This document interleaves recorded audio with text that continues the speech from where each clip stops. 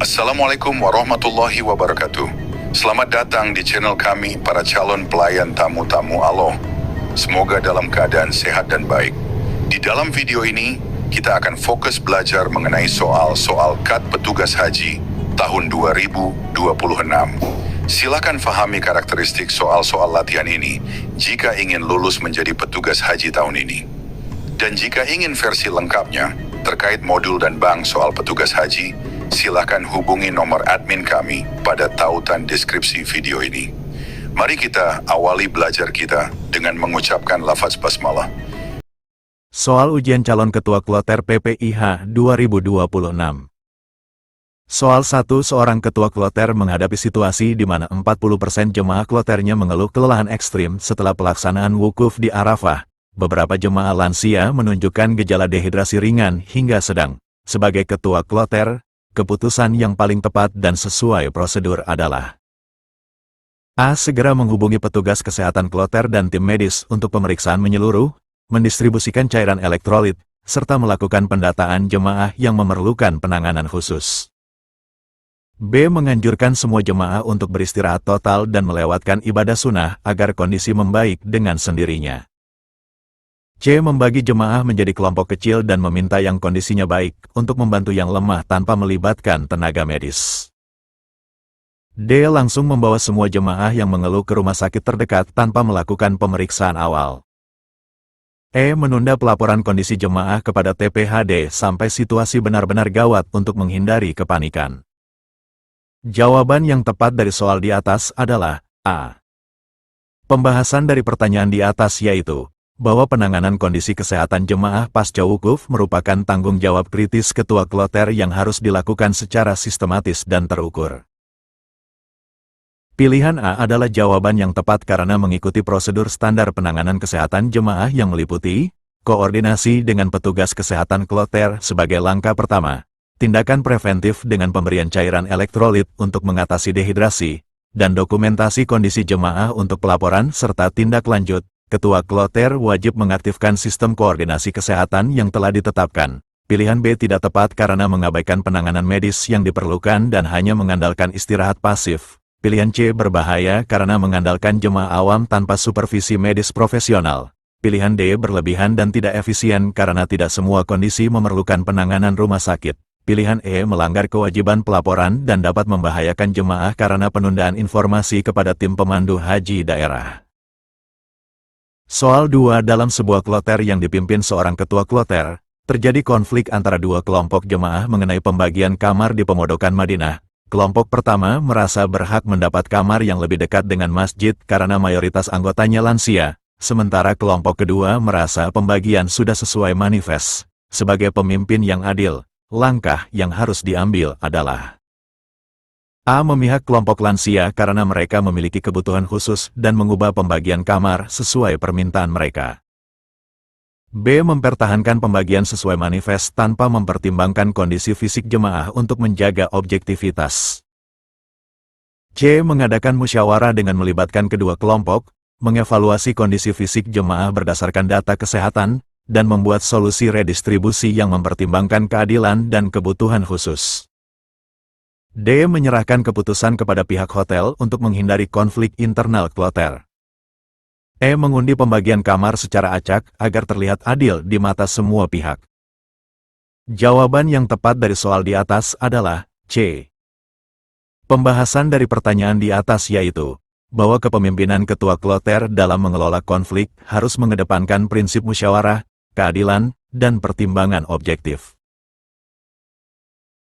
Pilihan C merupakan jawaban yang tepat karena mencerminkan kepemimpinan yang demokratis dan solutif dengan tahapan, mengadakan forum musyawarah untuk mendengar kedua belah pihak, melakukan evaluasi objektif berdasarkan data kesehatan jemaah yang tercatat, dan membuat keputusan redistribusi yang mempertimbangkan kebutuhan khusus lansia sekaligus menjaga keadilan bagi semua jemaah.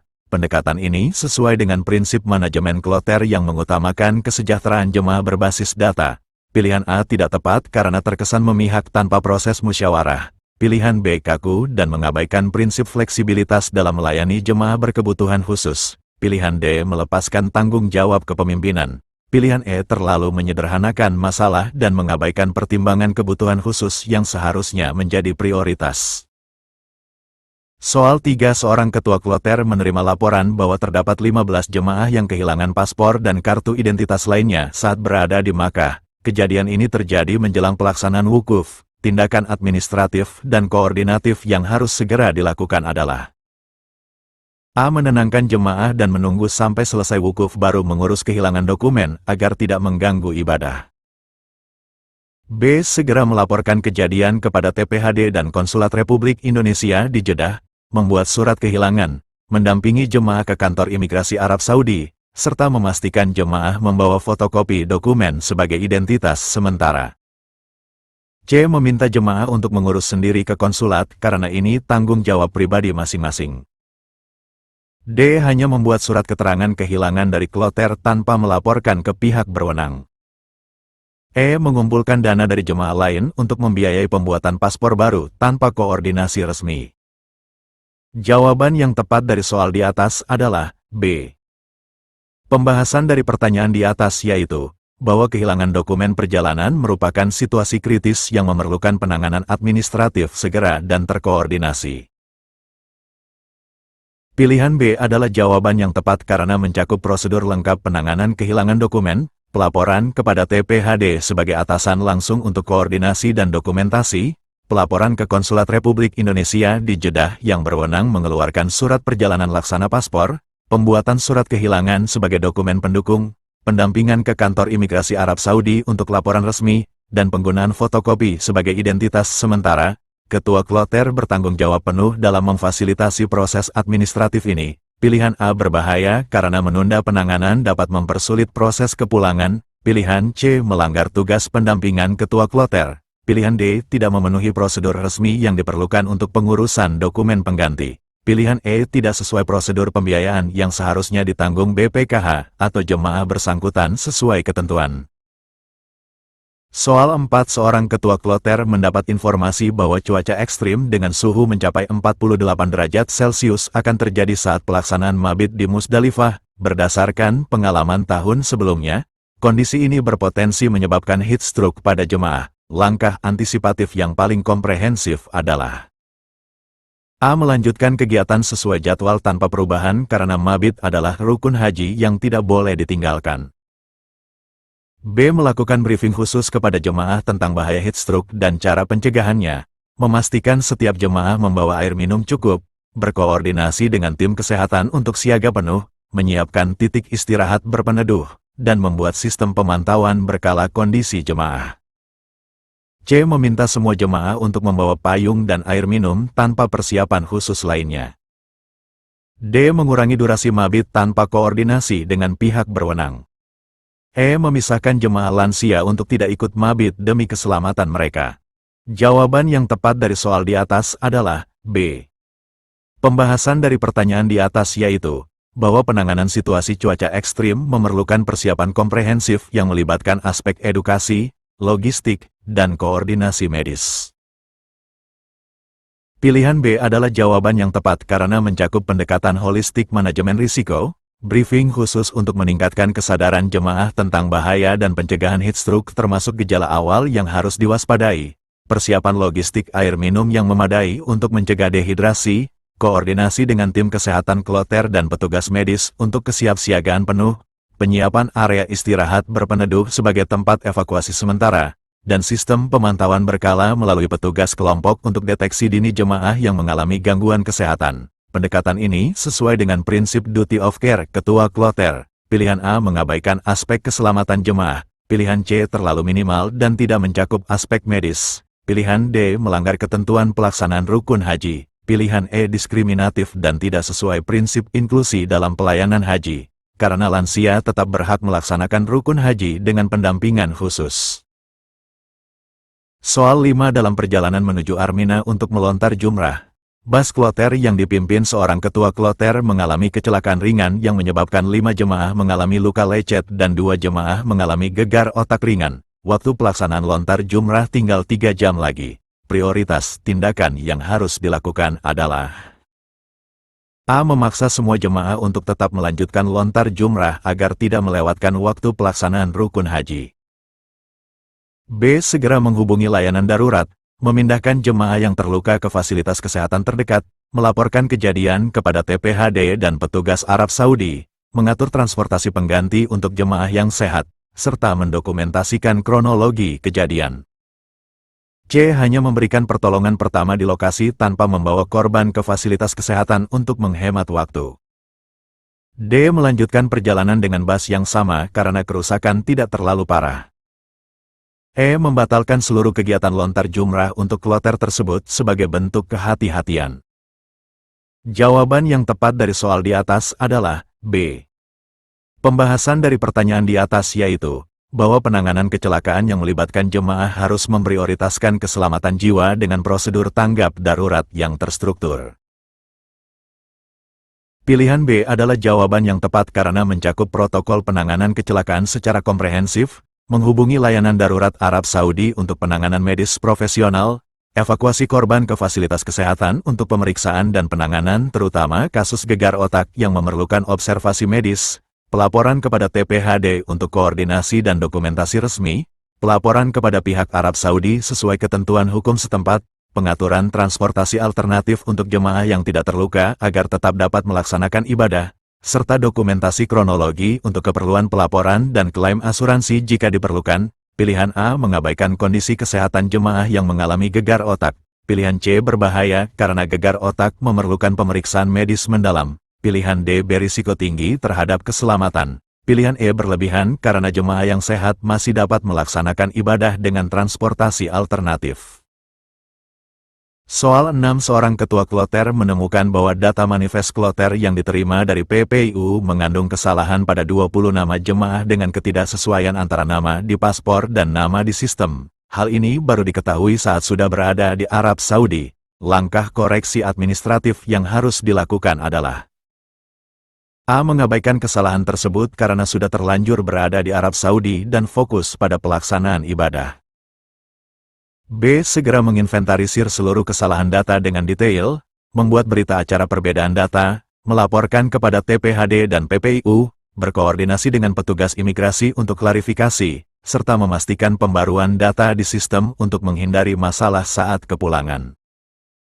C. Meminta jemaah yang bersangkutan untuk mengubah nama di paspor mereka agar sesuai dengan manifest. D. Membuat surat keterangan sendiri tanpa melibatkan PPIU atau TPHD. E. Menunggu sampai waktu kepulangan untuk melaporkan masalah ini. Jawaban yang tepat dari soal di atas adalah B. Pembahasan dari pertanyaan di atas yaitu, bahwa ketidaksesuaian data manifest merupakan masalah administratif serius yang dapat menghambat proses kepulangan jemaah dan harus segera ditangani.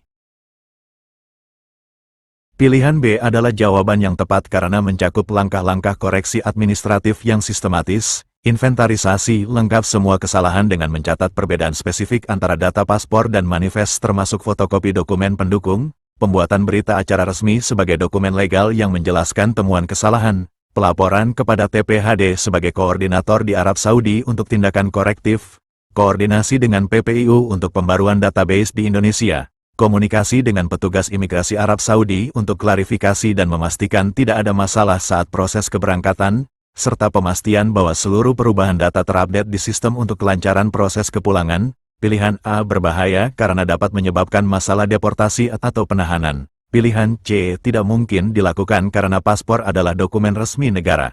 Pilihan D tidak memiliki kekuatan hukum. Pilihan E terlalu lambat dan dapat mempersulit proses kepulangan. Soal 7. Seorang ketua kloter menghadapi dilema ketika 30 jemaah kloternya meminta untuk mengubah jadwal manasik dari yang sudah ditetapkan karena ingin mengikuti kajian ustadz terkenal yang sedang berada di Madinah. Perubahan ini berpotensi mengganggu jadwal kloter secara keseluruhan dan koordinasi dengan TPHD. Keputusan yang mencerminkan kepemimpinan bijaksana adalah A. Langsung menyetujui permintaan jemaah untuk menjaga kepuasan mereka tanpa mempertimbangkan dampak keseluruhan. B. Menolak mentah-mentah permintaan tersebut dengan alasan jadwal tidak bisa diubah. C. Melakukan evaluasi dampak perubahan jadwal, mengadakan forum diskusi dengan jemaah untuk menjelaskan konsekuensi, berkoordinasi dengan TPHD tentang kemungkinan fleksibilitas jadwal, mencari solusi alternatif seperti kajian tambahan di waktu luang, dan mengambil keputusan berdasarkan kepentingan mayoritas dengan tetap menghormati keinginan minoritas.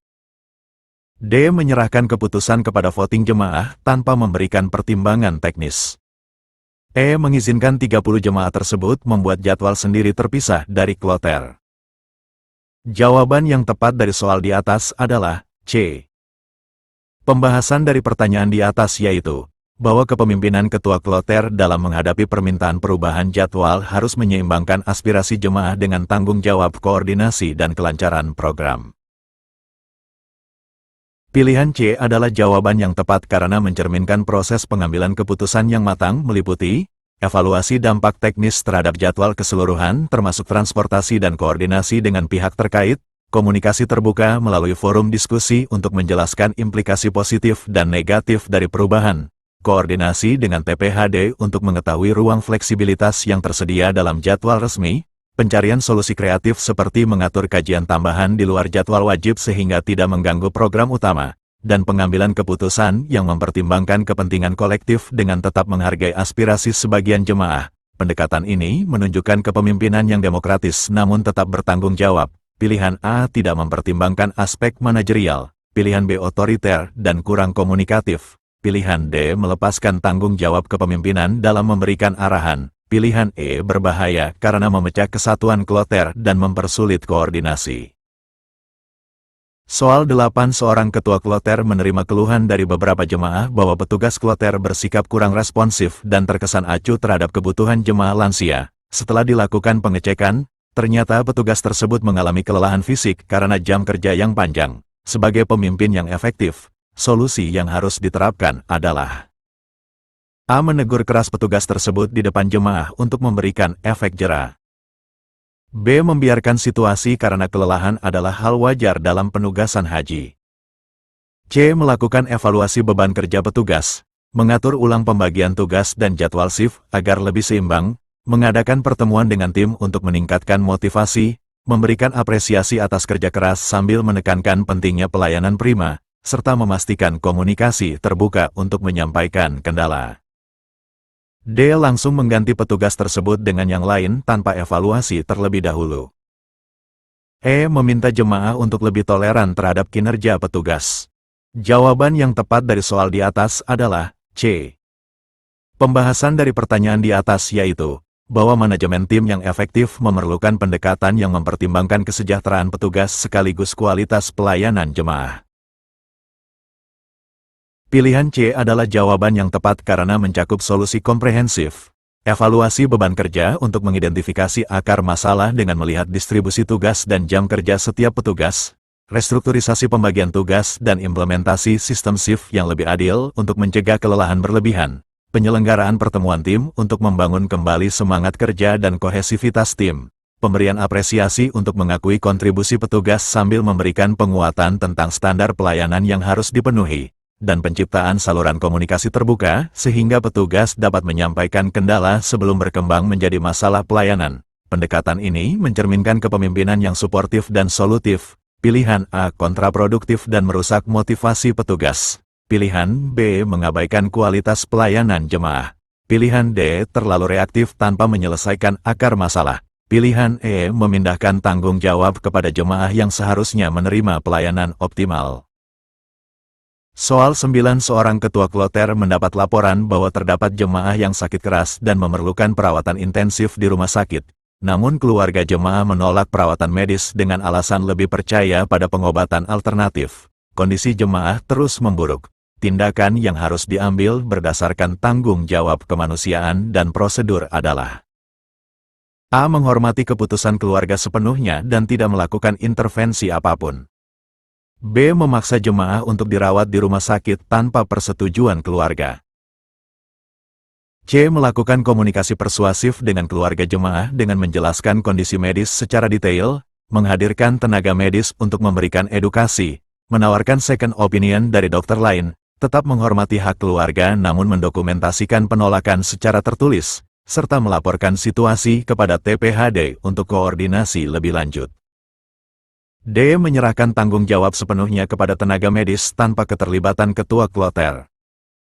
E. Mengancam keluarga dengan sanksi jika menolak perawatan medis. Jawaban yang tepat dari soal di atas adalah C. Pembahasan dari pertanyaan di atas yaitu bahwa penanganan situasi medis yang melibatkan penolakan keluarga memerlukan keseimbangan antara advokasi kesehatan jemaah dan penghormatan terhadap hak otonomi keluarga. Pilihan C adalah jawaban yang tepat karena mencakup pendekatan etis dan prosedural, komunikasi persuasif dengan keluarga menggunakan bahasa yang empatik untuk memahami kekhawatiran mereka sambil menjelaskan risiko medis secara jelas, menghadirkan tenaga medis profesional untuk memberikan informasi yang akurat dan menjawab keraguan keluarga, menawarkan opini medis dari dokter lain untuk memberikan perspektif tambahan dan meningkatkan kepercayaan, tetap menghormati hak keluarga untuk membuat keputusan sambil memastikan mereka memahami konsekuensinya, mendokumentasikan penolakan dalam surat pernyataan tertulis untuk perlindungan hukum, dan melaporkan kepada TPHD untuk meminta arahan lebih lanjut dan dukungan dalam upaya persuasi. Pilihan A mengabaikan tanggung jawab advokasi ketua kloter, pilihan B melanggar hak pasien dan keluarga, pilihan D melepaskan tanggung jawab koordinasi, pilihan E tidak etis dan dapat memperburuk situasi komunikasi.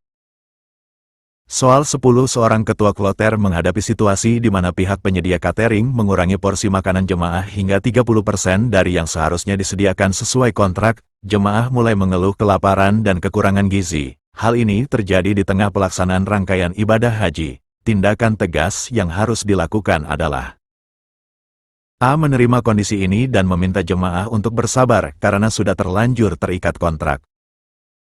B. Membiarkan jemaah membeli makanan sendiri di luar untuk menutupi kekurangan. C. Segera melakukan klarifikasi dan negosiasi tegas dengan pihak catering dengan mengacu pada kontrak, mendokumentasikan bukti pelanggaran kontrak dengan foto dan kesaksian, melaporkan kepada TPHD untuk intervensi resmi, meminta pemenuhan kontrak atau kompensasi, mencari alternatif penyedia catering cadangan jika diperlukan, serta memastikan jemaah mendapat asupan gizi yang cukup selama proses penyelesaian. D. Langsung memutus kontrak tanpa negosiasi dan mencari penyedia baru. E. Mengurangi frekuensi makan jemaah untuk menyesuaikan dengan porsi yang tersedia. Jawaban yang tepat dari soal di atas adalah C. Pembahasan dari pertanyaan di atas yaitu bahwa pelanggaran kontrak catering yang berdampak pada kesejahteraan jemaah memerlukan tindakan tegas namun prosedural untuk melindungi hak jemaah. Pilihan C adalah jawaban yang tepat karena mencakup langkah penyelesaian masalah yang komprehensif, melakukan klarifikasi langsung dengan pihak catering untuk mengetahui penyebab pengurangan porsi dan menegaskan kewajiban kontraktual, pendokumentasian pelanggaran dengan bukti visual berupa foto porsi makanan dan pengumpulan kesaksian tertulis dari jemaah sebagai bukti hukum, pelaporan kepada TPHD untuk mendapatkan dukungan dan otoritas yang lebih tinggi dalam negosiasi, tuntutan pemenuhan kontrak sesuai spesifikasi awal atau pemberian kompensasi finansial yang dapat digunakan untuk tambahan makanan, persiapan rencana kontingensi dengan mencari penyedia alternatif untuk mencegah kekosongan pelayanan, dan memastikan kebutuhan gizi jemaah tetap terpenuhi melalui solusi sementara seperti tambahan snack atau buah. Pilihan A merugikan jemaah dan mengabaikan pelanggaran kontrak, pilihan B membebankan biaya tambahan kepada jemaah. Pilihan D terlalu reaktif dan dapat menyebabkan kekosongan pelayanan. Pilihan E membahayakan kesehatan jemaah. Cukup sekian belajar kita pada video ini.